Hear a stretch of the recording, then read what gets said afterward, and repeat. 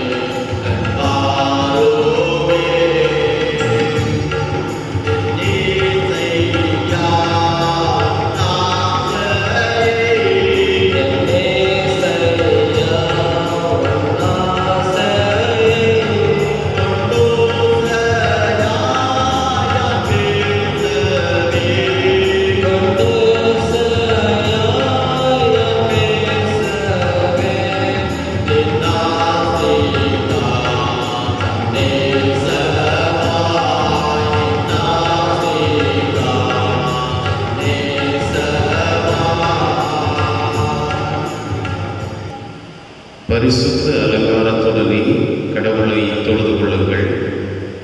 பூலோகத்தாரே, நீங்கள் யாவரும் அவருக்கு முன்பாக நடுங்குங்கள். தேவன் ஆவியாயிருக்கிறார். அவரை தொழுது கொள்கிறவர்கள் ஆவியோடும் உண்மையோடும் அவரை தொழுது கொள்ள வேண்டும். இது கர்த்தர் உண்டு பண்ணின நாள், இதிலே களிகூர்ந்து மகிழ கிடவோம். ஜெபம் செய்வோம். ஒருவராய் பெரிய அதிசயங்களை செய்து எங்களை ஆசீர்வதித்து அனுதினமும் எங்களை பாதுகாத்து வழிநடத்துகிற திரியேக தெய்வமே, உம் திரு சமூகத்திலே நன்றி நிறைந்த உள்ளத்தோடு நாங்கள் உம்மை தொழுது கொள்ளவும், உம்முடைய நாமத்தை புகழ்ந்து போற்றி பாடவும், ஆண்டவர் தந்த கிருபைக்காக நன்றியோடு உம்மை போற்றுகிறோம்.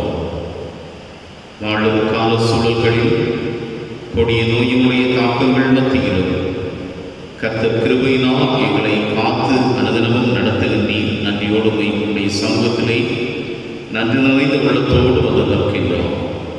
இந்த தூய தொழுகையிலே பாடுகின்ற பாடல்கள், சிந்திக்கின்ற இறைவார்த்தைகள் மூலமாக எங்கள் ஆவி, ஆத்துமா, சரீரம் ஆண்டவருக்குள் பலனடைய கிருபை செய்யும். இயேசு கிறிஸ்துவின் நாமத்தில் மன்றாடுகிறோம் எங்கள் நல்ல பிதாவே, ஆமென். இறை நாம மகிமைக்காக கீர்த்தனைகளிலே 70வது கீர்த்தனை நாம் யாரும் இணைந்து பாடுவோம். கீர்த்தனை எண் 70. சீர்திரி ஏகவஸ்தி நமோ நமோ, நின் திருவடிக்கு நமஸ்தே நமோ நமோ.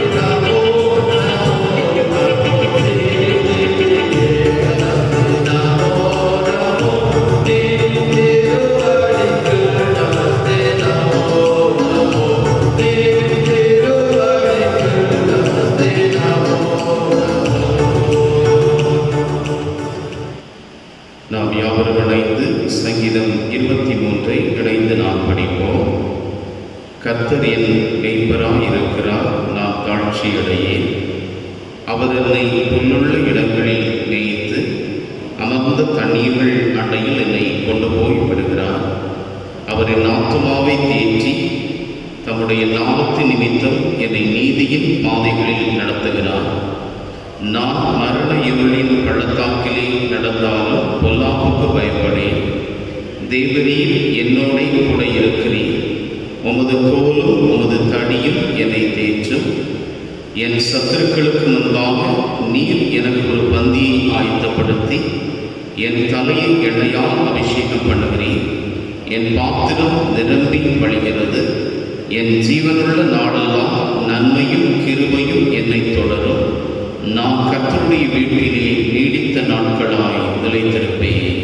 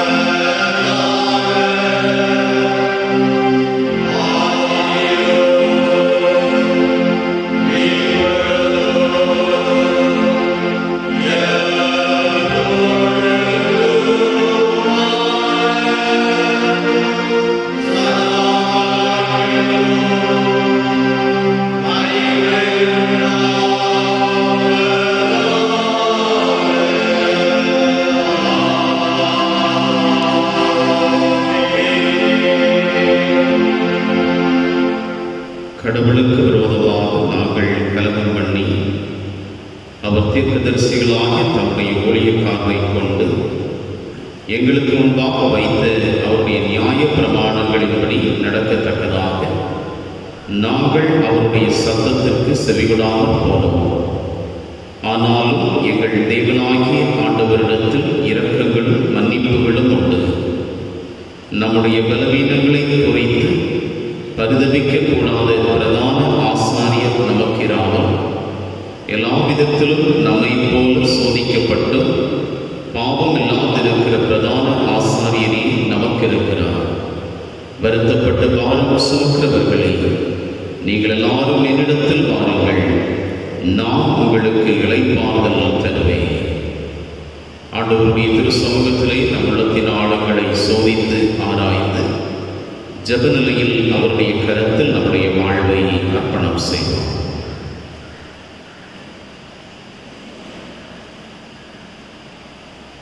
ஆண்டவருடைய திரு சமூகத்திலே வேதனை உண்டாக்குகின்ற வழிகள் நம்மில் உண்டோ என்று சொல்லி நம்மை நாமே நாம் உள்ளாய்வு செய்து தீமையான வழிகளுக்கும் அநீதியான பாதைகளுக்கும் சென்ற என்னுடைய வாழ்வை பண்படுத்தும் என்று சொல்லி இறை சமூகத்திலே மன்றாடுவோம்.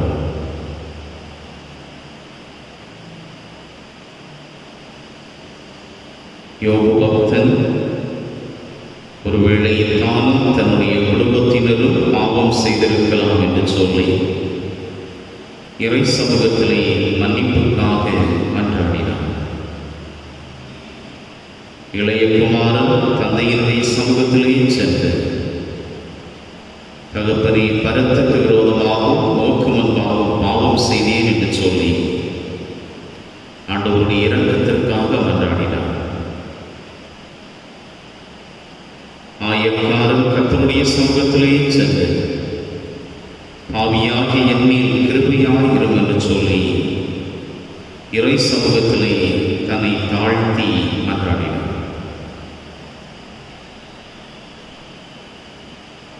நாம் ஆண்டவரை விட்டு தூரம் சென்றாலும் நம்மை நேசிக்கின்ற ஆண்டவர் நம்மை தேடி அவருடைய பிள்ளைகளாக மீட்டுக் கொள்ள வேண்டும் என்று சொல்லி நம்மை அழைக்கின்றார். பாவத்தின் மிகுதியினால் தீமைகளையும் நோயின் தாக்கங்களையும் நாம் பெற்றிருந்தும் கிருபையின் காலங்களில் ஆண்டவரை அண்டிக் கொண்டோம் என்று சொன்னார். அவரிடத்திலிருந்து நித்திய வாழ்வையும் அவரிடத்திலிருந்து மீட்பையும் நாம் சொந்தமாக்கிக் கொள்வோம்.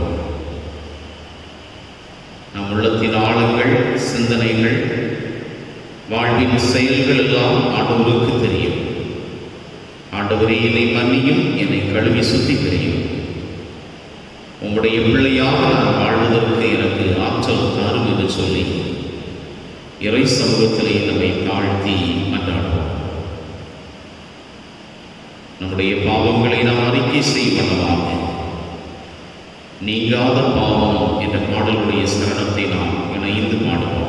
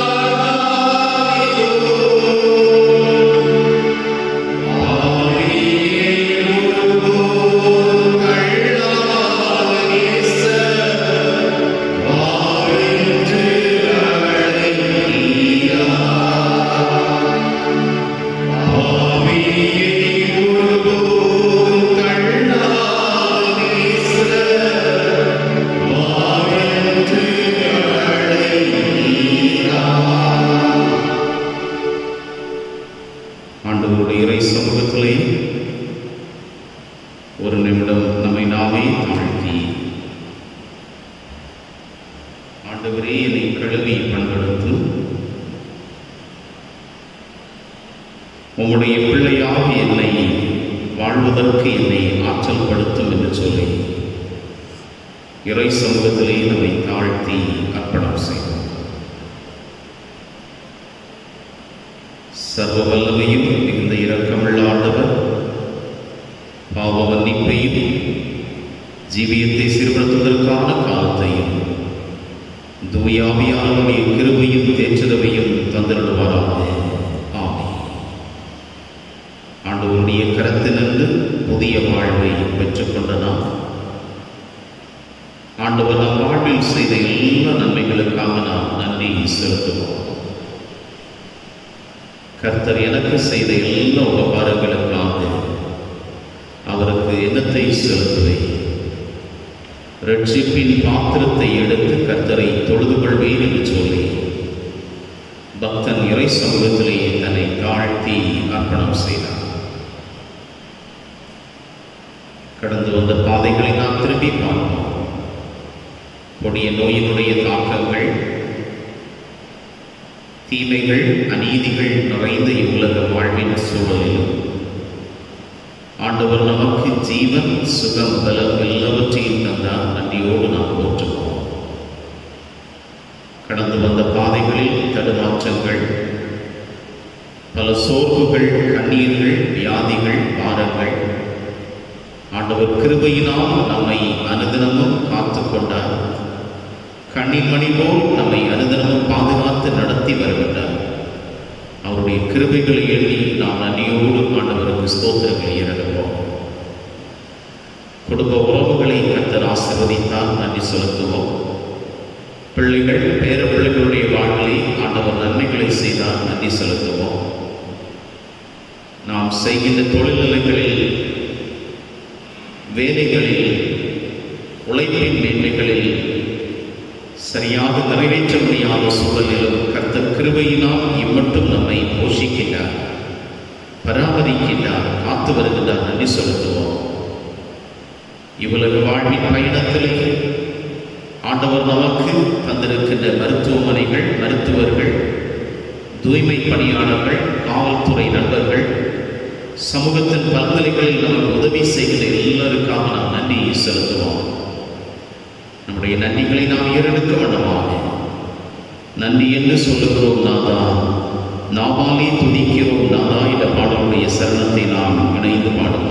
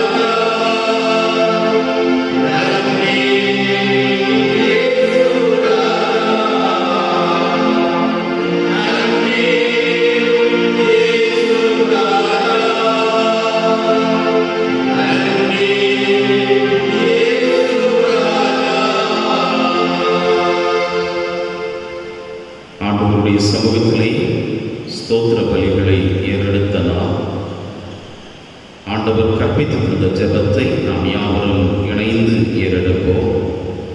பரமண்டலங்களில் இருக்கிற எங்கள் பிதாவே, உம்முடைய நாமம் பரிசுத்தப்படுவதாக, உம்முடைய ராஜ்யம் வருவதாக, உம்முடைய சித்தம் பரமண்டலத்திலே செய்யப்படுகிறது போல பூமியிலேயும் செய்யப்படுவதாக. எங்களுக்கு வேண்டிய ஆகாரத்தை இங்கே எங்களுக்கு தாரும். எங்கள் கடனாளிகளுக்கு நாங்கள் மன்னிக்கிறது போல எங்கள் கடன்களை எங்களுக்கு மன்னியும். எங்களை சோதனைக்கு பிரவேசிக்க பண்ணாமல் தீமையிலிருந்து எங்களை ரட்சித்துக் கொள்ளும். ராஜ்யமும் வல்லமையும் மகிமையும் என்னென்றைக்கு உடையவில்லையே. ஆமென். இந்த நாளுக்குரிய திருமறை பகுதியை நாம் வாசிக்க கேட்கலாம். தூய லூக்கா எழுதின செய்தி நூல் 24ஆம் அதிகாரம் வசனங்கள் 13 முதல் 35 முடிவுள்ள வேத வசனங்களை நாம் வாசிக்க கேட்போம். லூக்கா 24ஆம் அதிகாரம் வசனங்கள் 13 முதல் 35 முடிவுள்ள வேத வசனங்கள்.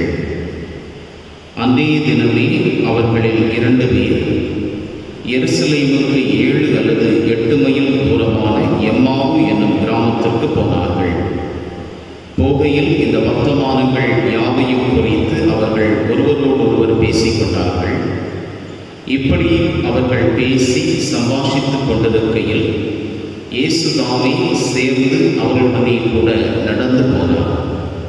ஆனாலும் அவரை அறியாதபடி அவர்களுடைய கண்கள் மறைக்கப்பட்டிருந்தது. அப்பொழுது அவர் அவர்களை நோக்கி, நீங்கள் துக்கமுகமுள்ளவர்களாக வழி நடந்து ஒருவருக்கொருவர் சொல்லிக் கொள்கிற காரியங்கள் என்னவென்று கேட்டார். அவர்களில் ஒருவனாகிய கிளையப்பா என்பவன் பிரதியுத்தரமாக, இந்நாட்களில் எருசலேமில் நடந்தவைகளை அறியாதபடி நீர் அந்நியராய் இருக்கிறீரோ என்றார். அவர் இவைகள் என்றார். அதற்கு அவர்கள், நஸ்ரேனாகிய இயேசுவை குறித்தவைகளே. அவர் தேவனுக்கு முன்பாகவும் ஜனங்கள் எல்லாருக்கும் முன்பாகவும் செய்கையிலும் வாக்கிலும் வல்லமையுள்ள தீர்க்கதரிசியாக இருந்தார். நம்முடைய பிரதான ஆசாரியரும் அதிகாரிகளும் அவரை மரண ஆக்கினைக்கு உட்படுத்தி சிலுவையிலே அறைந்தார்கள். அவரே இஸ்ரவேலை மீட்டு ரட்சிப்பவர் என்று நாங்கள் நம்பியிருந்தோம். இவைகள் சம்பவித்து இன்று 3 நாளாகிறது. ஆனாலும் எங்கள் கூட்டத்தை சேர்ந்த சில ஸ்திரீகள் அதிகாலமே கல்லறை நிலத்திற்கு போய் அவருடைய சரீரத்தை காணாமல் திரும்பி வந்து, அவர் உயிரோடு இருக்கிறார் என்று சொன்ன தேவதூதரை தரிசித்தோம் என்று சொல்லி எங்களை பிரமிக்க பண்ணினார்கள். அப்பொழுது எங்களில் சிலர் கல்லறை நிலத்திற்கு போய் ஸ்திரீகள் சொன்னபடியே கண்டார்கள், அவரையோ காணவில்லை என்றார்கள். அப்பொழுது அவர் அவர்களை நோக்கி, தீர்க்கதரிசிகள் சொன்ன யாவையும் விசுவாசிக்கிறதற்கு புத்தியில்லாத மந்த இருதயம் உள்ளவர்களை, கிறிஸ்து இவ்விதமாக பாடுபடவும் தமது மகிமையில் பிரவேசிக்கவும் வேண்டியதில்லையா என்று சொல்லி, மோசே முதலிய சகல தீர்க்கதரிசிகளும் எழுதின வேதவாக்கியங்கள் எல்லாவற்றிலும் தம்மை குறித்து சொல்லியவைகளை அவர்களுக்கு விவரித்து காண்பித்தார். அத்தருணத்தில் தாங்கள் போகிற கிராமத்திற்கு சமீபமானார்கள். அப்பொழுது அவர் அப்புறம் போகிறவர் போல காண்பித்தார். அவர்கள் அவரை நோக்கி, நீர் எங்களுடனே தங்கியிரும், சாயங்காலம் ஆயிற்று, பொழுதும் போயிற்று என்று அவரை வருந்தி கேட்டுக்கொண்டார்கள். அப்பொழுது அவர் அவர்களுடனே தங்கும்படி உள்ளே போனார். அவர்களுடைய அவர் பந்தியிருக்கையில் அவர் அப்பத்தை எடுத்து ஆசீர்வதித்து அதை பிட்டு அவர்களுக்கு கொடுத்தார். அப்பொழுது அவருடைய கண்கள் திறக்கப்பட்டு அவரை அறிந்தார்கள். உடனே அவர் அவர்களுக்கு மறைந்து போனார். அப்பொழுது அவர்கள் ஒருவரை ஒருவர் நோக்கி, வழியிலே அவர் நம்முடனே பேசி வேதவாக்கியங்களை நமக்கு விளக்க காட்டின பொழுது நம்முடைய இருதயம் நமக்குள்ளே கொழுந்துவிட்டு எரியவில்லையா என்று சொல்லிக்கொண்டு அந்நேரமே எழுந்திருந்து எருசலேமுக்கு திரும்பி போய் 11 அவர்களோடு இருந்தவர்களும் கூடியிருக்கிறதை கண்டு, கர்த்தர் மெய்யாகவே உயிர்த்தெழுந்து சீமோனுக்கு தரிசனமானார் என்று அவர்கள் சொல்ல கேட்டு, வழியில் நடந்தவைகளையும் அவர் அப்பத்தை பிற்கையில் தாங்கள் அவரை அறிந்து கொண்டதையும் விவரித்து சொன்னார்கள். வாசிக்கும்படியாக தெரிந்து கொள்ளப்பட்ட நற்செய்தி பாகம் வாசித்தாயிற்று. கிறிஸ்துவே உமக்கே மகிமை உண்டாவதாக.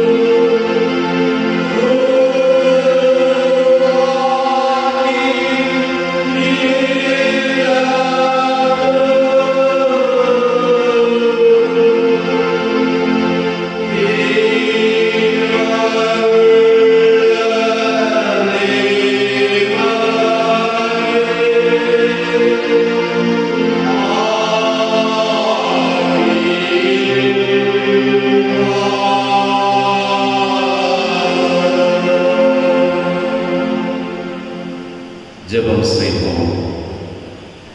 உம்முடைய வசனம் எங்கள் கால்களுக்கு தீபமும் பாதைக்கு வெளிச்சமாய் இருக்கிறது. உம்முடைய திருவசனங்களை நாங்கள் தியானிக்க முற்படுகின்றோம். எங்கள் வாழ்வுக்கு நல் வெளிச்சமாக பாதையாகவும் நம்பி எங்களை வழிநடத்தும். தும் திருக்கரத்தில் தருகிறோம். இயேசு கிறிஸ்துவின் நாமத்தில் மன்றாடுகிறோம் எங்கள் நல்ல பிதாவே. ஆமென். இயேசு கிறிஸ்துவனுடைய இனிதான நாமத்தினாலே உங்கள் அனைவருக்கும் அன்பின் வாழ்த்துக்களை திருச்சபையின் சார்பில் தெரிவித்துக் கொள்கிறேன். இந்த நாள் காலை வேளையிலும் உயிர்த்தெழுந்த ஆண்டவரோடு கூட பயணிப்போம் என்ற பொருளிலே தூய லூக்கா நற்செய்தி நூல் 24ஆம் அதிகாரம் வசனங்கள் 13 முதல் 33 வரையுள்ள பகுதிகளை மையமாக வைத்து நாம் தியானிப்போம். ஜான் பன்னியன் என்று சொல்லப்படுகின்ற பிரபலமான ஒரு எழுத்தாளர், அவர் எழுதிய மோட்ச பிரயாணம் என்ற ஒரு நூலிலே ஒரு மனிதன் மண்ணுலகிலிருந்து விண்ணுலகை நோக்கி பயணிக்கின்ற அனுபவத்தை அவர் விவரிக்கின்றார். அந்த மண்ணுலகிலிருந்து விண்ணுலகம் நோக்கி பயணிக்கின்ற இந்த மனிதன் பயணத்திலே வெற்றிகளை சந்திக்கின்றார், தோல்விகளை எதிர்கொள்ளுகின்றார், தடுமாற்றங்களை சந்திக்கின்றார். சோர்வு, கவலை, கண்ணீர் பலவித அனுபவங்களை அவன் வாழ்விலே சொந்தமாக்கிக் கொள்கிறான். ஆனால் அந்த மனிதன் இறுதியிலே விண்ணுலகத்தை சென்றடைந்த அந்த நோக்கத்திலே அவன் தெளிவுள்ளவனாய் இருந்தபடியினால் அவன் இறுதியில் விண்ணுலக பயணத்தில் போய் சேர்கின்றான். இம்மனிதன் தன்னுடைய நோக்கத்தில் தெளிவுள்ளவனாக இருந்தபடியினால் அவன் சேர வேண்டிய இடத்தில் சரியாக போய் சேர்கிறான். நாம் வாசித்த திருமுறை பகுதியிலும் ஒரு பயணம் அங்கே நடைபெறுகின்றது. அந்த பயணம் ஆண்டவருடைய சிலுவை பாடுகளுக்கு பின்பதாக உயிர்த்தெழுந்த ஆண்டவரை உணர்ந்து கொள்ள முடியாமல் விரக்தியோடும் மனவெருமையோடும் கடும் சோதனையின் நடுவிலே சீடர்கள் எருசலேமிலிருந்து எம்மாவு என்கிற ஒரு கிராமத்திற்கு பயணம் மேற்கொண்ட பகுதியை நாம் சிந்திக்கின்றோம். இந்த பயணத்திலே அவர்கள் ஆண்டவரோடு கூட சென்ற அனுபவம், ஆண்டவரால் அவர்கள் பெற்றுக்கொண்ட ஆசிகளை இந்த நாளில் நாம் சிந்திக்கலாம். முதலாவது நாம் கற்றுக்கொள்ளுகின்ற செய்தி, நம்மோடு பயணிக்கும் ஆண்டவர். எருசலேமிலிருந்து எம்மாவு சுமார் 11 கிலோமீட்டர் தூரம் உள்ள ஒரு இடம். அந்த இடத்திற்கு சீடர்கள் மனவறுமையோடு வேதனையோடு உயிர்த்த ஆண்டவரை உணர முடியாதவர்களாக சிலுவை பாடுகளில் ஆண்டவர் மரித்துவிட்டார் என்ற ஏக்கத்தோடு அவர்கள் பயணிக்கின்றார்கள். லூக்கா 24:15 சொல்லப்படுகின்ற போது இயேசுதாமே சேர்ந்து அவர்களுடனே கூட நடந்து போனார் என்று சொல்லப்படுகிறது. அவர் ஒரு அந்நியராக தம்மை வெளிப்படுத்தி காட்டாதவராக சீடர்களோடு கூட அவர் பயணிக்கின்ற அனுபவம் அங்கே வெளிப்படுத்தப்படுகிறது.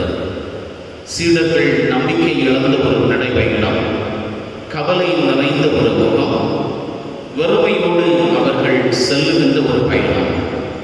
ஆண்டவர் அவர்களோடு கூட இணைந்து பயணிக்கின்றார்.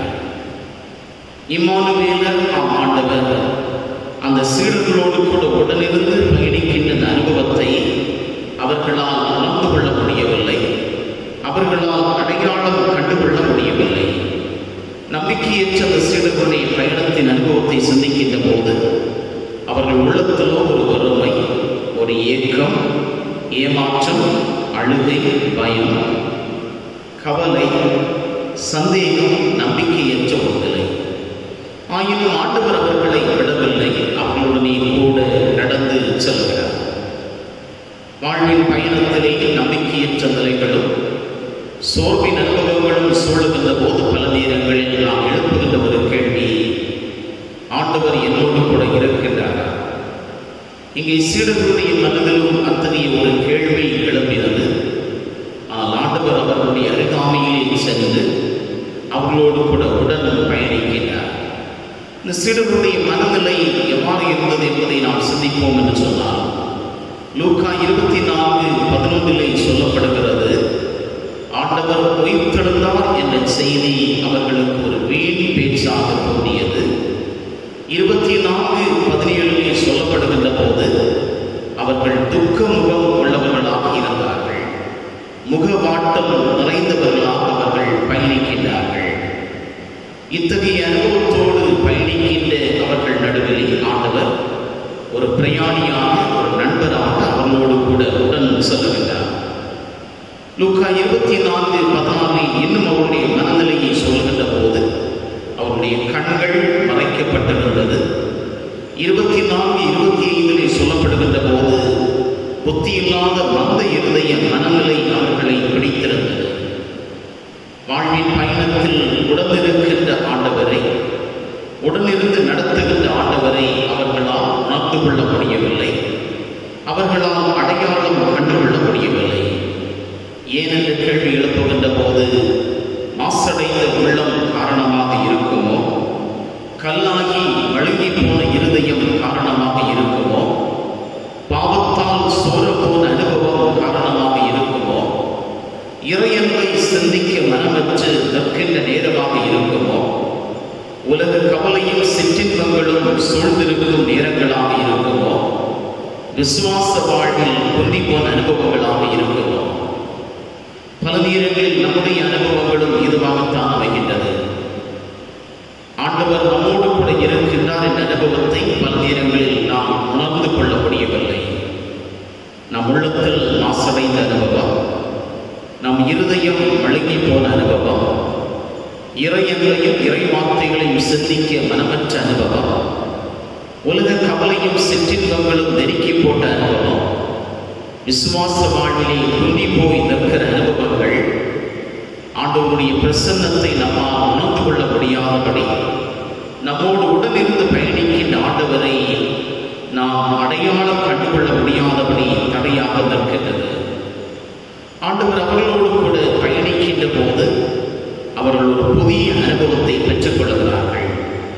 தூரம் போனவர்கள், சோரம் போனவர்கள், ஆண்டவர் அவர்களை தேடி வந்து விசுவாச வாழ்விலே நிலை நிறுத்துகின்றார். இன்னும் செல்ல வேண்டிய தூரம் வெகு தூரம் என்று சொல்லி அவர்களை பண்படுத்துகின்றார்.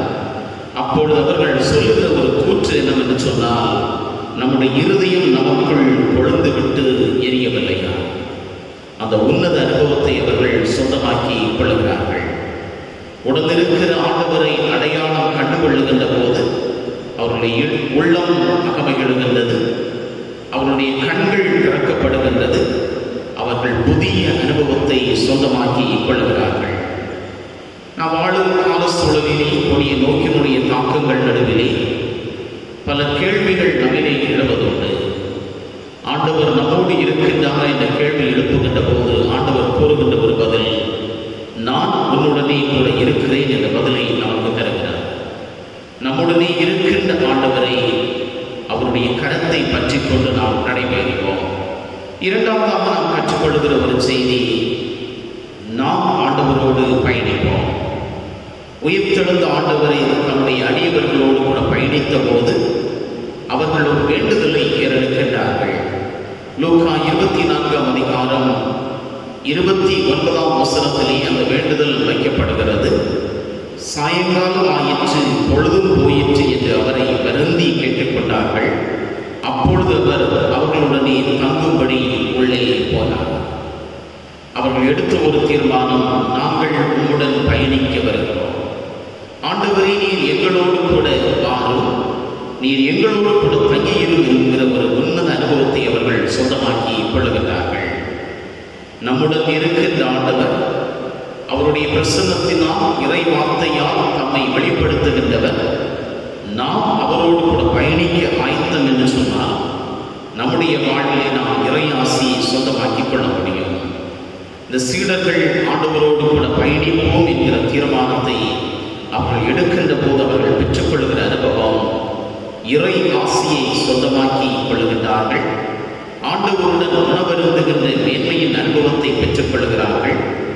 லூக்கா 24, 31, 32 சொல்லுகிறது, அவர்களது உள்ளமும் கண்களும் கொழுந்து விட்டு எரிய தொடங்கியது.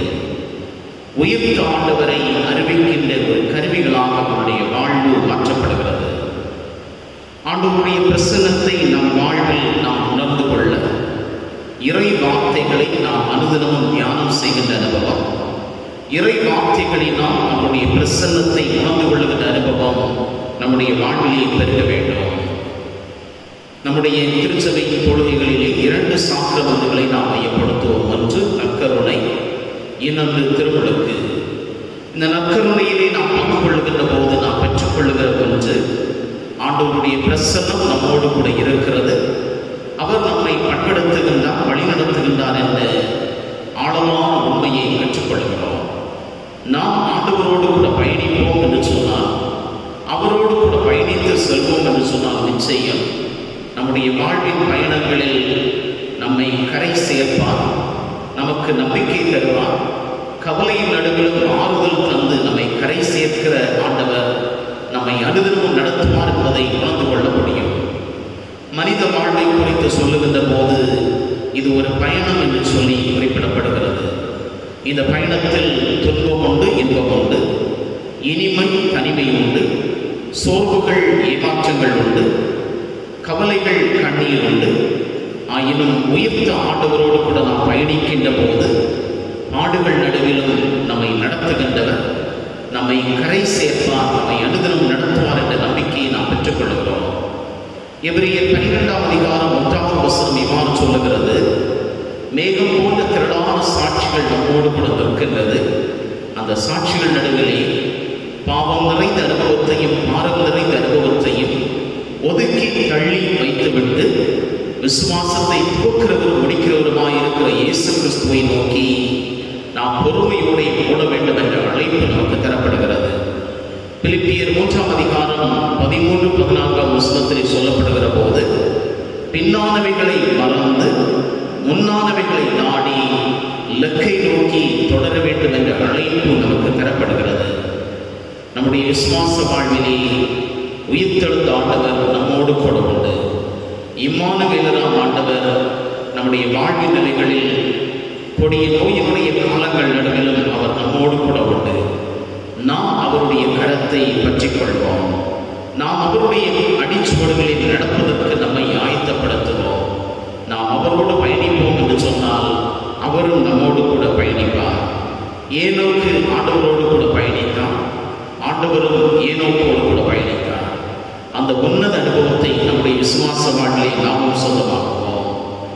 இம்மானுவேலராம் ஆண்டவர் நம்மோடு கூட இருக்கின்றார். அவர் அனுதினமும் நம்மை நடத்துவார். அவருடைய திருக்கரத்திலே நம்மை அர்ப்பணம் செய்வோம். அவரோடு கூட நாம் பயணிப்போம். ஆண்டவர் தாமே நம்முடைய வாழ்வின் பயணத்தை ஆசீர்வதித்து நம்மை வழிநடத்துவாராக. ஆமென்.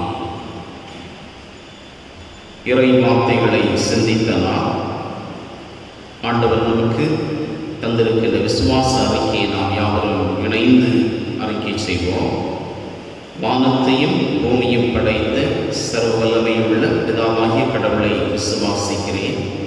அவருடைய ஒரே குமாரனாகிய நம்முடைய நாதர் இயேசு கிறிஸ்துவை விசுவாசிக்கிறேன்.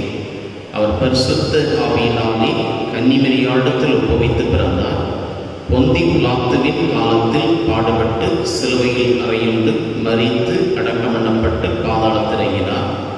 3ஆம் நாள் மரித்தோரிடத்திலிருந்து எழுந்தருளினார். பரமண்டலத்துக்கு ஏறி சர்வவல்லமையுள்ள பிதாவாகிய கடவுளின் வலது பார்சத்திலே வீற்றிருக்கிறார். அவ்விடத்திலிருந்து உயிருள்ளோரையும் மரித்தோரையும் நியாயம் தீர்க்க வருவார். பரிசுத்த ஆவியை விசுவாசிக்கிறேன்.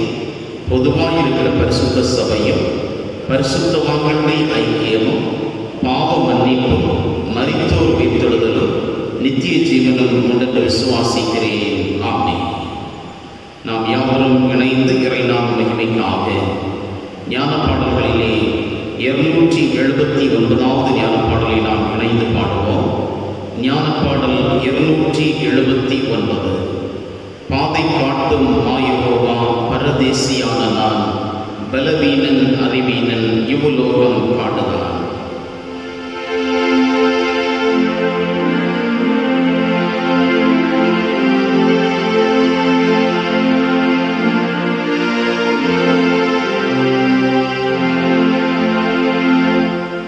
Amen.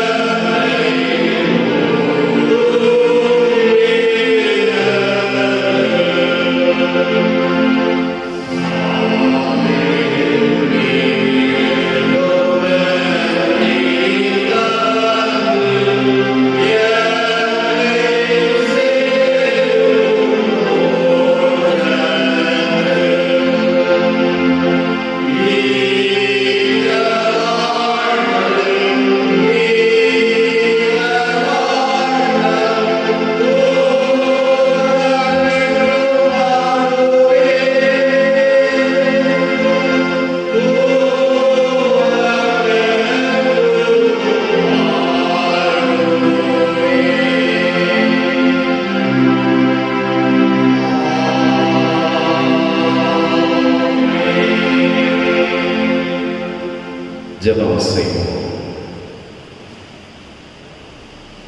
பாதை காட்டும் மாய்வோமா, இப்பாருலகிலே தீமைகளும் அநீதிகளும் நோயின் தாக்கங்களும் நிறைந்த உலகிலே நாங்கள் பயணிக்கின்றோம்.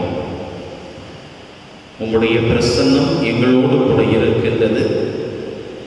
இம்மானுவேலரால் ஆண்டவர் எங்களை அனுதினமும் நடத்துவார். நாங்களும் கரத்தை பற்றி கொண்டும் திருச்சமூகத்தை நோக்கி மன்றாடுகிறோம். இவ்வுலக வாழ்வின் சூழல்களில் கொடிய நோயின் தாக்கங்கள் நிமித்தமாக வேதனைகளோடு கூட வாழுகின்ற மக்கள் உண்டு. இந்த நோயின் தாக்கங்களின் நடுவே அரசாங்கம் மக்களை காப்பதற்கு எடுக்கின்ற நடவடிக்கைகள்,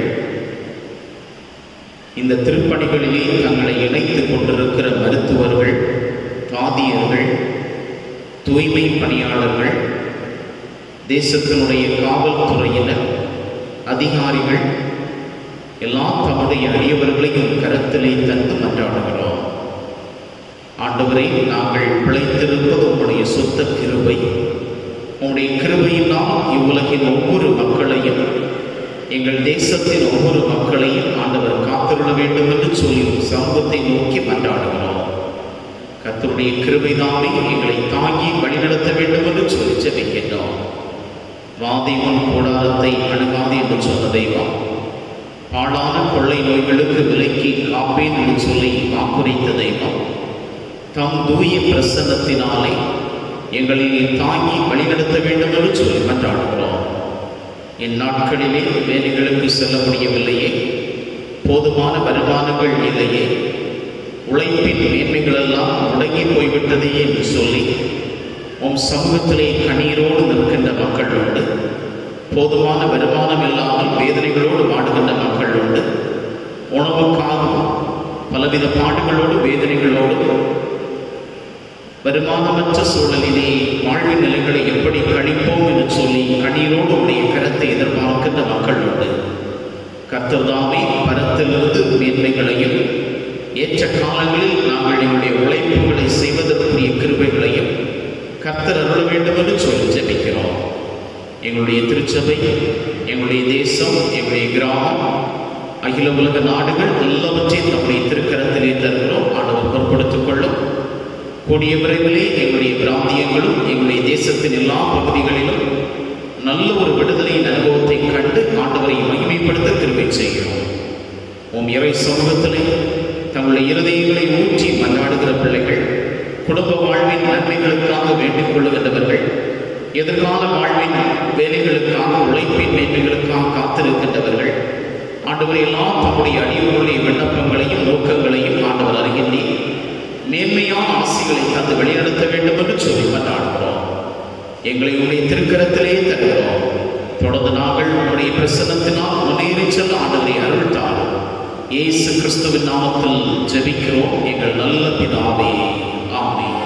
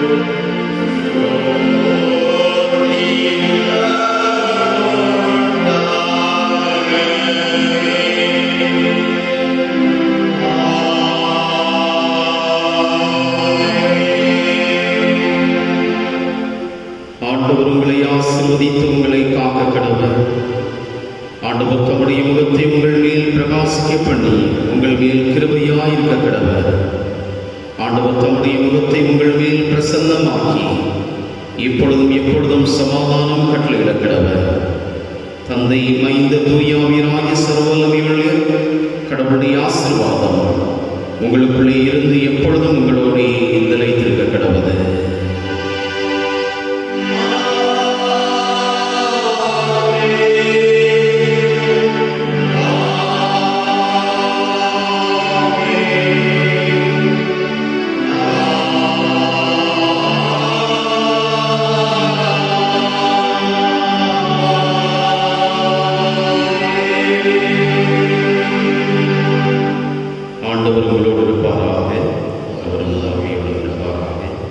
சமாதானத்தோடு சென்று வாருங்கள்.